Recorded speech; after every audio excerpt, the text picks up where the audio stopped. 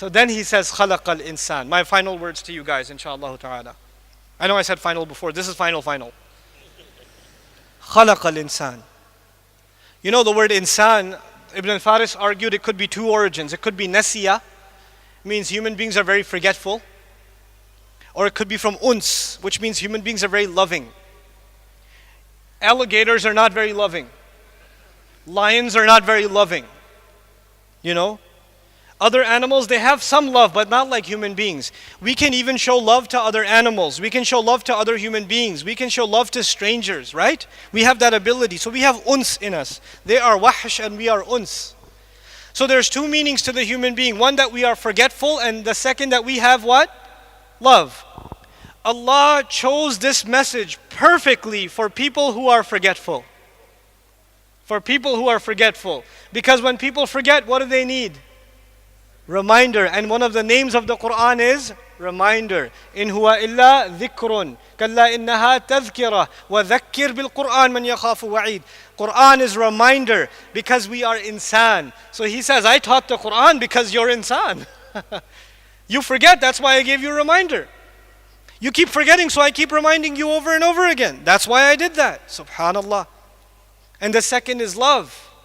You don't just give love, you are looking for love. If you're looking for love and you have a hole in your heart that you need to fill, this word of Allah will fill it.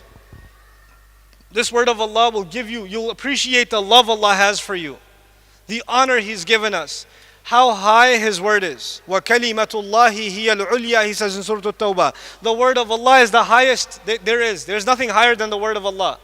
Al-Ulya, the superlative form is used. You know what that means? There's nothing higher than the word of Allah. And yet that word of Allah, anzalahu, He sent it down. Can you imagine? The highest thing was sent down. For who? For you and me. That's what you call a gift. I don't deserve that gift and you don't deserve that gift. That is an act of love of Allah. Who is going to accept that invitation from Allah? If Allah called Himself a teacher, who will refuse to be a student?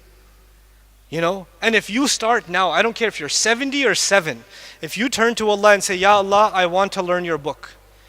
You called yourself a teacher and I want Ar-Rahman to be my teacher, so I'm ready to be his student. Then it does not matter whether you know a little bit or you know a lot. Because you began with Ar-Rahman, there will be barakah in your learning. And when there's barakah in your learning, you will learn like you have never learned before. Never. You are a bad student in mathematics, you are terrible in English class, you are horrible in history class, but when you turn to Allah's book and you want to learn Arabic, which is a complicated language, it's complicated. You want to learn tafsir and tajweed and memorize. If your intentions are, I want Allah's love and mercy, then Allah will open doors in your brain you didn't know existed. And it'll become easy for you like nothing else. You know, in college I was a terrible student. Terrible. I was a bad student. I only signed up for the courses in college that my friend took because he would take the notes. I slept on his shoulder for 4 years. You know, I also have a lot of elbow marks on my arm because he tried to wake me up. I was a terrible student.